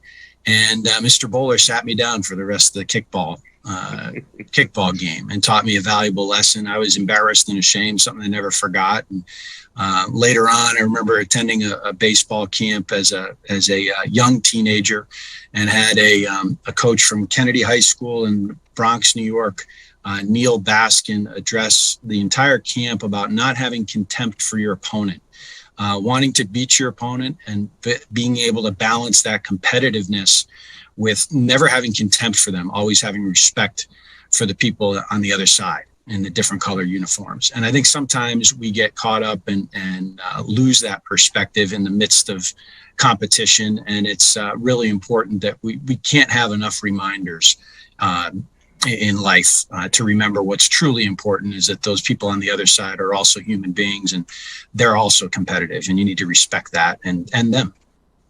Those are terrific lessons. And who knew, dating back to kickball, that's a great story because we've all played it and there are lessons to take away at every level. Coach, you have over 600 wins. You've been a loyal Husky in producing young men that have not only made it to Major League Baseball, but good quality young men. What's been your approach? In addition to the strategy, the X's and O's of baseball, what life lessons are you trying to share with your athletes? Well, I think it's important, it's very difficult to lead if you don't do it 24/7. And that can be a lot to take on. But we spend so much time with our student athletes that they're going to know if I'm not a good friend, if I'm not a good son, if I'm not a good father, if I'm not a good brother or uncle, all those things. And it's very important that you keep your off the field or off the court or out of the pool lives in a manner in which your teammates or in my case our student athletes can be proud of, and it's not just on the field or in practice, it's an all the time thing. So I encourage our captains, I tell them, I said, you guys, you got to be the first ones to leave the party, not the last ones to leave the party. You've got to be the ones that are seen as the people who are making the right choices off the field. And then they're going to be more likely to trust you on the field. Your teammates are, if you really want to truly lead. It's not a sometime thing. It's an all the time thing. So, and I think, if you really want to lead, that's what you have to be. It's a 24/7, 365 day a year commitment. So we preach things in our program. We want our guys to be more accountable, more dependable, more caring, more self-disciplined when they leave us than when they got to us. And part of the cheat code on that is I try to recruit really good people from really good families with sound values first, and then my job's a lot easier.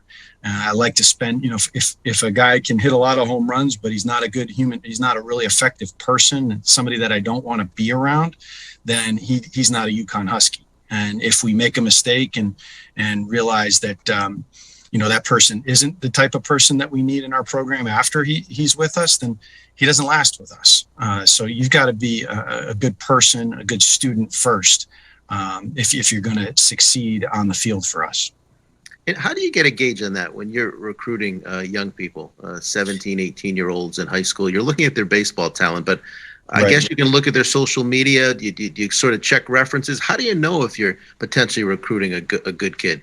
Well, there's so much on social media now, and so many young people put so much on there that you can get a glimpse. It's not a completely comprehensive look, though. And I like to talk to people. I talk to guidance counselors. I talk to opponents of the player. So a rival school. Hey, what do you think of this kid? Guidance counselors, janitors, custodians in the hallways of the high school. We have an expression, you treat everybody like the CEO, for the custodian, the equipment manager, everybody's treated the same. And I want to hear from the custodian, the cafeteria worker, whoever might be at the game, or maybe not at the game, but in the hallways of the high school. Hey, what's Joe Smith really like? And, you'd be amazed at how many people are willing to offer up their opinion. So we try to get his kind. I also see how he treats his parents when he comes on a visit. We once had a player who wound up playing Major League Baseball that I was very interested in. He's a Western New York kid that I had gone up to watch specifically in Western, took a long trip. And he was in between games of a doubleheader. He had a great first game, and I was anxious to watch his second game. And in the middle of the doubleheader, he asked his mother, well, he didn't ask his mother. He told his mother, and he didn't know who I was. I wasn't wearing any UConn marks or anything. I like to hide when I go to evaluate players. And he said, hey, Mom, get me an expletive deleted Gatorade. And we crossed them off. And I got home earlier that night, so it was, those kinds of things matter, and how, if a young man talks over his mother You know, if a young man says, "Oh, my coach doesn't know anything," well, if my coach doesn't know anything at that level, then I don't want that guy in my level, because he's not going to think I know anything either. But it's amazing how many times, young people just, they show their true colors in a short amount of time. And so whether that's on social media or in person or behind the scenes through a custodian, through an equipment manager, through a guidance counselor, through a teacher, an administrator at their school, or a friend, it's all there to see. If you ask the right questions, or if you just observe enough, it's all there eventually. That's just great insight, Coach. If you have a question the audience wants to put in the chat, we might be able to get it in with Coach Penders, or Morgan Tuck will come up to close out our conference in a few minutes. A question for Morgan Tuck, the 4-time national champ at UConn. You can get that in the chat right now. Coach, as we wind down with you, that the expression that pressure is a privilege, I think it was Billie Jean King who became known for saying that back in the day. And with your last name and the accomplished legacy of the Penders family, your dad at East Catholic, your own legacy, your uncle, an established college basketball coach and a Hall of Famer, is that the most important commodity you have, your reputation and your last name, and living up to your family's legacy? Oh, thank you very much, first of all. And there is a lot of pressure there. I often say, if I do it half as well as my grandfather did it, my father has done it, I'll consider myself very blessed and very accomplished. But I think that's all at the end of the day, we have our guys sign an academic commitment card every Friday. All of our freshmen have to sign a little card that says they went to class all week, and they self-report their grades. And the most important thing on that card is when they sign their last name, or they sign their name to it. And your last name is more important than the first. You belong to a bigger tribe than your first name. And, we all have that. So you need to be true to who you really are. I think that's self-imposed, but it's real pressure. And I do have big shoes to fill, but I'm extremely fortunate in that there's a blueprint for me to follow. And I grew up in a dugout with my father, saw how he did it. And, I tell every recruit that comes on campus that my why is just to be more like my dad. And that's why I do what I do. He's the richest man I know, although he didn't, in the will, there's not going to be much in the way of finances, but he's still the richest man I know, because he has the relationships with his players and he remains in touch. They show up at the wakes and the funerals. They send the birth announcements, the wedding invitations. And I got to see that growing up, and I knew that I needed that in my life. Those relationships, those lifelong relationships and bonds are really what athletics, I think, are all about. They hopefully teach us a lot about people skills and becoming a better person. And those are the real life lessons. Just an awesome response, Coach. And talking about those big shoes to fill, extra pair of socks today. You have a home game, right, with Boston College on this cold day after the great start. How do you stay warm for that one? I don't know. We're going to take indoor batting practice and try to spend as little time out there as possible. But hey, we play in the Northeast. You got to be tough, and hopefully we can have a quick ball game and a W for the good guys and send Boston College back up north. I told Coach Gambino, I said, it's going to be nice and warm here down south. So get on the bus. And we'll get through it. Well, congratulations on the great start, the national ranking, the new ballpark. People should really check out UConn baseball. Coach Jim Penders, thank you for all the insight this morning. It really hit home. Thanks so much, John. Look forward to hearing from Morgan next, another great Husky. Absolutely, we do too. And we appreciate all the social media that everybody has been sharing this morning. You can continue to do that at CIAC Sports, hashtag Sportsmanship 22. James Aleos with the shout out. Coach Penders, the man, he says. So we're nice to see people on the chat. And it was nice dating back to when Giuseppe was on. People wishing him, hope you feel better. He had the cold. People complimenting Matthew Bourgeois from Ledyard on his national anthem. That's the type of kindness we want to keep going, and hopefully some seeds have been planted today with the student videos. We still have the conversation with our student co-host and Morgan Tuck coming up, but we want to take a look at some of those tweets that you have been sharing with us and tagging us with, and just going around the state to see, taking a look at what we're seeing so far. Jim Bunicor at Ledyard High School, we are ready. So glad for the enthusiasm to join us this morning. Great to see all these different schools out of the Southwest Conference. The Green Wave in New Milford, western part of the state.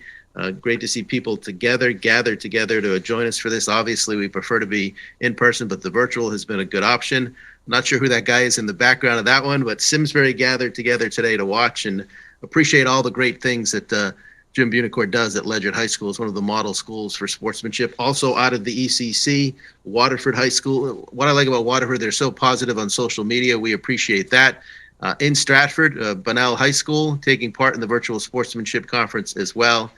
This is Shelton High School gathered together. A lot of smiles. We like that. See Dr. Glenn Lungarini on the monitor. Amity High School in Woodbridge joining us as well, gathered round to take part, offer their input. Avon High School back up here in the central part of the state with their leadership council with us this morning as well. Darien, we saw that great video from Trip Lions from News 12 about Trip Lions, the great stuff going on in the CAS-CIAC at Darien. Montville with a group gathered this morning, bright and early to be with us. Lyme, Old Lyme, one of our Michaels Cup Award winners in our CAS-CIAC presentation videos. Glad they are with us with Athletic Director Hildy Heck. Canton Athletics with Athletic Director Kim Church gathered together. Just love seeing these in North Haven, which has provided two of our student voices this morning. Fabulous to have them as well. And back to the Southwest Conference in New Fairfield. Rebels with a cause. Yes, the Rebels from New Fairfield gathered together. St. Paul Athletics as well. Thanks for your continuing support from St. Paul out of Bristol. Steve Baldwin, the athletic director at Brookfield, gathered together with some Chick-fil-A. Brought in the food too. Wow. We got to get that sent over here to Cheshire next time, Steve.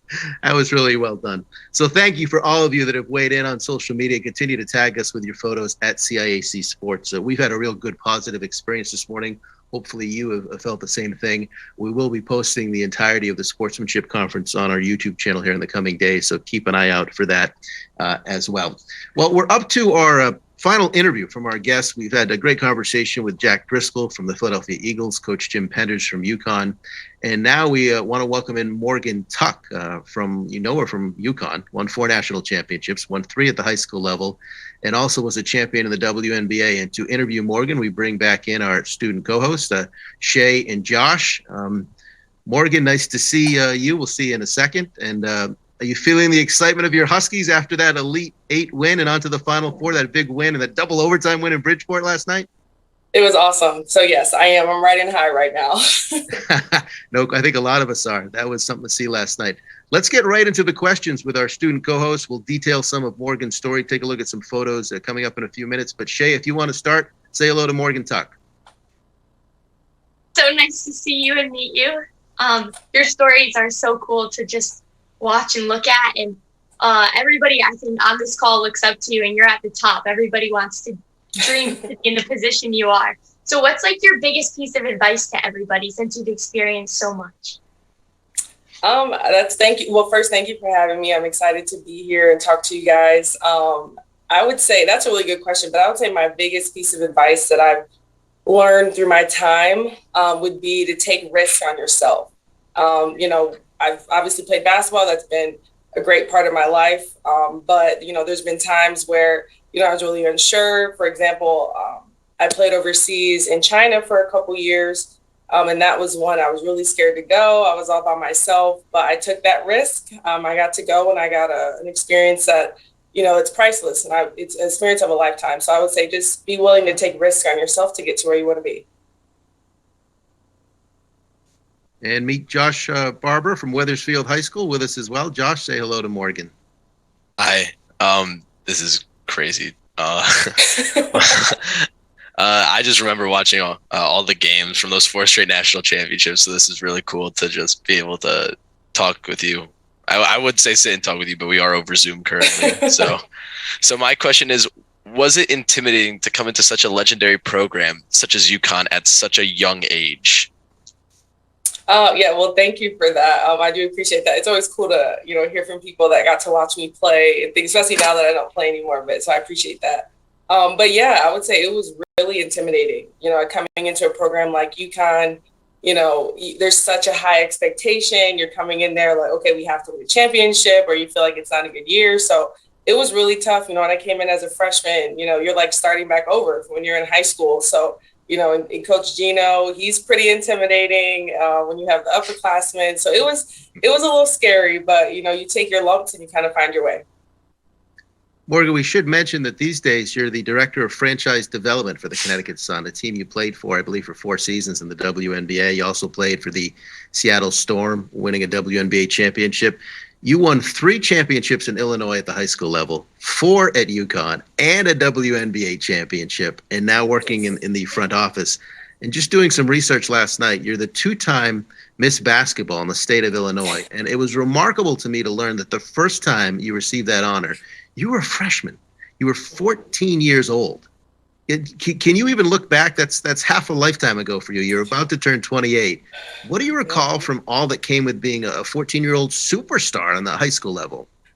Yeah, it's really crazy to even think about, that was half my life ago, but it was really unexpected. When I was a freshman in high school, I was just trying to play. I was the only freshman on varsity, so, that was a little, nerve-wracking, but I just wanted to play basketball. That's what I love to do. It just so happened that, I worked really hard and I got really good. And, I was blessed enough to be able to get that award. And so even though I was really young and it was really unexpected, and it was cool. I enjoyed it. I love that I got it, but it was kind of the way like my parents and my coaches kind of made it was that like, it was great. They gave me a pat on the back. And then it was like literally the next day I was right back in the gym. They made sure like I didn't, become content with that because I was so young. So it was a great start, I would say, but it definitely wasn't where I wanted to end up. Let's go back to our student co-host and Shea Saraceno from North Haven High School. So obviously you were an incredible athlete all throughout your entire career. So what led you in high school at a young age to just pick to go to UConn? Like what set that apart from other different schools?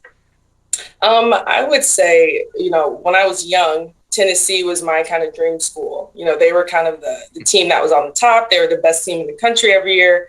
And then as I got into high school, when UConn came on the radar and started recruiting me, and then I went on an unofficial visit, I was sold. Like when I was there talking to the coaches, the players, the atmosphere, and that's to me what sets UConn apart from any other school that I've seen or been to is just the support for women's basketball. I grew up in the Midwest. I'm from the Chicago area and, basketball is huge, but girls basketball or women's basketball isn't. And so it was mind blowing to me to see, a sold out arena and there's just so much fan support and just so much attention around women's basketball. It was something that I felt like I couldn't pass up.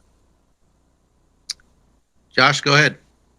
All right. So what was it like to be drafted by the Connecticut Sun and be able to stay in Connecticut after winning those 4 straight national championships?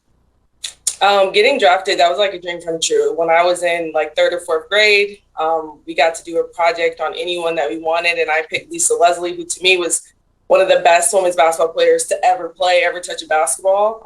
And so since then I knew I wanted to be the WNBA and I wanted to be drafted. I wanted to play for the LA Sparks, so that didn't happen, but it was still really cool to be able to be drafted and kind of see a dream that you've had your whole life come true. And then I think it did make it even better staying in Connecticut. The draft happened to be in Connecticut where we play our games, so it made it a little bit easier because I got to drive like 40 minutes from campus to my apartment. Like it was super smooth and easy. And then again, I got to kind of keep that fan base. The support from women's basketball here is just kind of unmatched, so it was nice to be able to get that at the next level too. Yeah, I'm glad we could convert you from having some love for Tennessee and deciding to put on the Husky uniform. We're all better off for it. Yes. Back in 2016, when UConn was in the American Athletic Conference, you were named the AAC Sportsmanship Award winner your senior year. What did that mean to you? And don't be humble about it. Why do you think you were chosen by, I assume, the coaches voting or league members voting? They chose you as the person best displaying sportsmanship throughout the conference. And of course, that's our theme today. But what that award mean to you? It actually meant a lot. I think mainly because it came very unexpected. I didn't think I would get it. It's not really something I thought about. But to me, it meant a lot because it's not about your athletic ability. It's not about how talented you are or how many points you score, how many rebounds you get. It's about your character and who you are as a person. To me, it was kind of like a pat on the back from who you are. And I don't think that's something that we get a lot as athletes or in the sports world. It's always focused on the physical and how you're performing, things like that. But I thought it said a lot to show that, how I acted on the bench, how I acted outside of the court, on the court, around my teammates, with my coaches, with the opposing team. Like, I felt like that kind of solidified that it was positive. It was something that, I left some type of positive impact I don't know who I made the impact on, but obviously I made it. And so that it just felt really good to, get an award for something that doesn't have to deal with basketball specifically. Absolutely, well deserved. And you're always a class act to deal with as someone who used to work in the media and be up at UConn for the media availability. You were a class person, and we appreciate that. Let's get into one more question from our student hosts, Shay and Josh. Shay, you can go first. Okay, so after winning 4 consecutive championships, what was it like with your team when after you won like 2? Like what going into your 3rd season, how did you guys react to it? Were you like, yeah, we're gonna win another one? Like what was like in the moment, what did your team come together and think of? That's a really good question. And I think the biggest thing we thought was like after we won and we had to celebrate things like that, coming into like that next preseason, it was like, we have to win another one. You don't want to start your career with winning and then don't win anymore as like a junior and a senior. So it was definitely on our minds that we needed to win another one. And I think we had to figure out what's the balance of, thinking too far ahead and not taking it one day at a time, because we started to go through summer, preseason, season, and then even to get to that point. So our coaches did a really good job of keeping us in the moment and focusing on the task at hand instead of thinking, 6 months ahead of time. But we definitely had the expectation that, we felt like we were failing if we didn't win another championship. You're up, Josh. All right. So how have the lessons that Coach Oriema and the UConn women's basketball program, how have those lessons really affected you in just your everyday life now? Yeah, that's an awesome question. I think at the time when I was in school, I guess I didn't see the point of all the little things that they would have us do, right? If it's like we couldn't wear headphones if we weren't on the bus, if we were in public, like we had to be talking to our teammates or making sure like if someone came up to you, like you could hear them and, like we couldn't, or like we had to be business casual every time we went to dinner, or like we had to take etiquette training, all these little things that we had to do. And I just didn't see the point of it. But now, especially that now I say I'm in the real world with a real job, a lot of the things you learn when you're on a team and when your coaches with things that they're doing, it really translates. And so that's something I've realized of like, whether it's how to work with people that you might not get along with that much, or how to work as a team, or how to be resilient and persistent. That's something that you learn so much through athletics. And that's not special to UConn. I think you can learn that whether it's your middle school team, high school team, in college. You learn a lot of life skills that you might think, it's kind of annoying, or like, why is my coach doing this or saying this? But it really helps in the long run. If that's, especially now, like I work in an office, I work at a desk, that's totally different than being an athlete.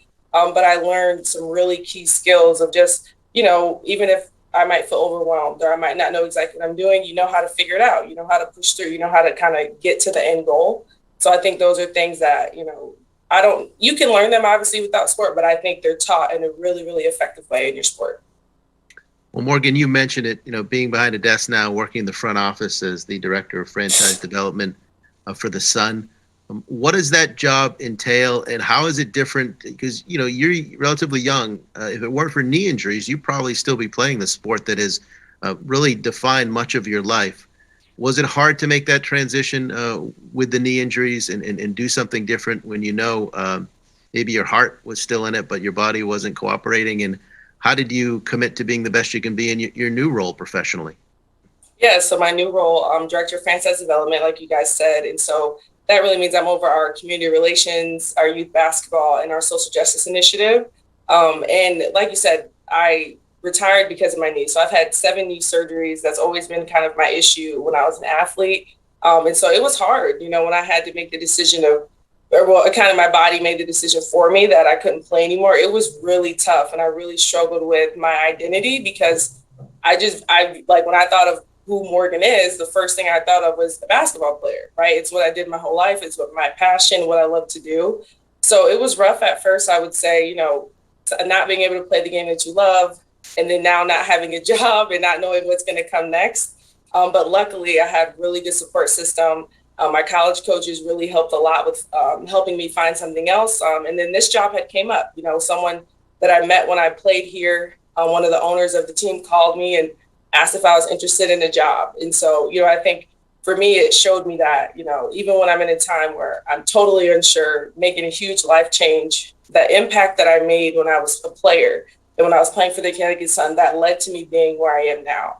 And how I acted and how I carried myself in the relationships I made when I was in college. You know, I got to put Coach Uriema as a reference on my resume and on my application. You know, so I realized that even though you're going to come to points in your life where it's really tough and there's a change and it's new and you're unsure, but if you lay that groundwork when you're growing up and you're getting older, you make those connections, you have those relationships, it 100% will help you in the long run. So that was my saving grace and what helped me feel confident that like I was going to be fine. I was going to end up where I was supposed to, because I made some really good connections along the way and they were really helpful for me.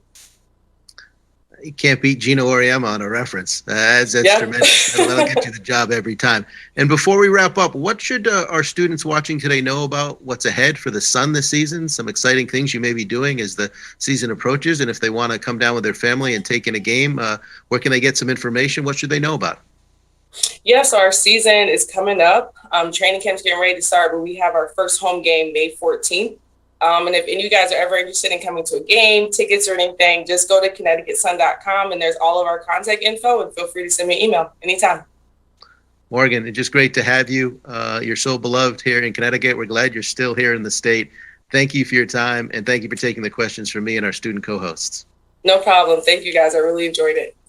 And Shay and Josh, thanks to you guys. You guys have such bright futures to be seen on a television near you in the future. These two are headed places with their interest in broadcasting and sports broadcasting as Shay heads to Campbell to play lacrosse and Josh to Dean to play football. Thanks so much for being with us. We appreciate it. Thank you. Thank you so much. You guys, you're welcome. Just some other thank yous before we wrap up. And we want you to watch this last video we're going to end on. We found that it's a very moving video from our recent high school state basketball championships at Mohegan Sun.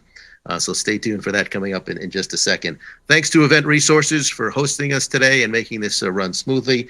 Here in-house at CAS-CIAC, it could not be done without Erin Garino, Christy Kaminsky, Kathy Prow, Henry Rondon, Greg Simon, Charisse Miller-Duque, and Joe Velarde, all part of our planning committee for the Sportsmanship Conference. Especially Erin, Christy, and Kathy for all the work that they've done to pull this day off. We hope you enjoyed it.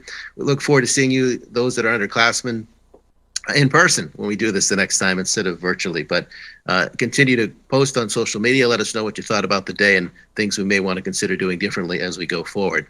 We end today with a look at unified basketball from our basketball championships recently held at Mohegan Sun.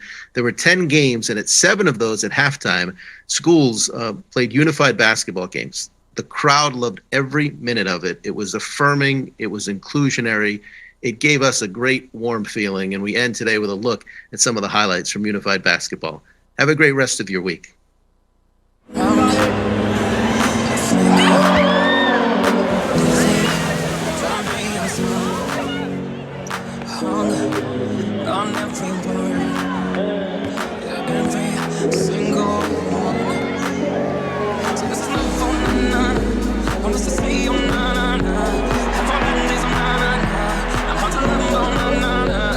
I need you, and when push comes to shove, forever